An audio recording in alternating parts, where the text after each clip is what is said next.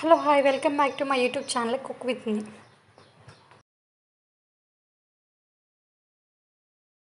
చూద్దాం రండి. ముందుగా ఒక నిమ్మకాయ సైజ్ అంత చింతపండుని తీసి నానబెట్టుకోవాలి.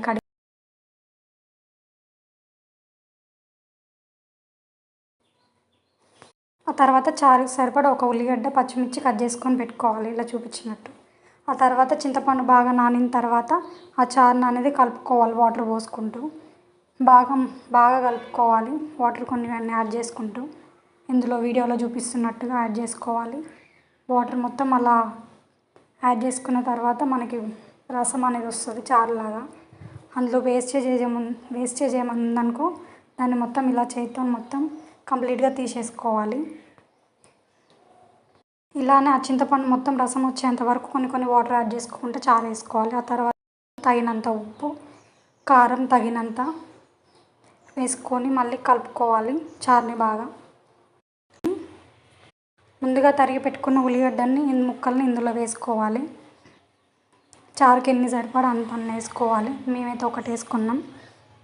ఆ తర్వాత స్టవ్ మీద కళాయి పెట్టుకొని అందులో 2 టేబుల్ స్పూన్ ఆయిల్ వేసుకోవాలి.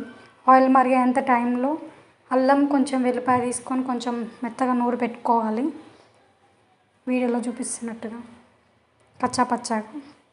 ఇంతలో ఆయిల్ మరిగిన తర్వాత ఎండుమిర్చి ఒక 2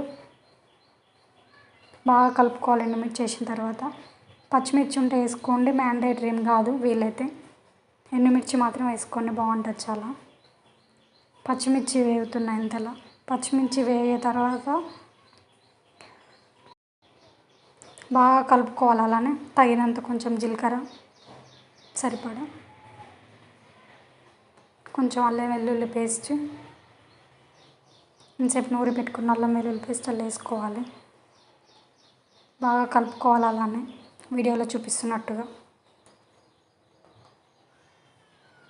ఇప్పుడు కరివేపాకు ఒక 2 రెమ్మలంతా.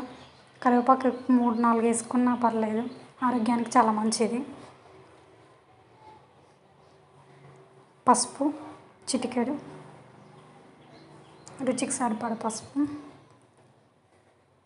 వేసుకొని బాగా కలుపుకోవాలి. ఇప్పుడు ముందుగా కలిపెట్టుకున్న చారులో మనం యాడ్ చేసుకుంటే వేడి పచ్చి పులుసు ఆర్ చారు రెడీ. ఎంతో టేస్టీగా ఉంటుంది.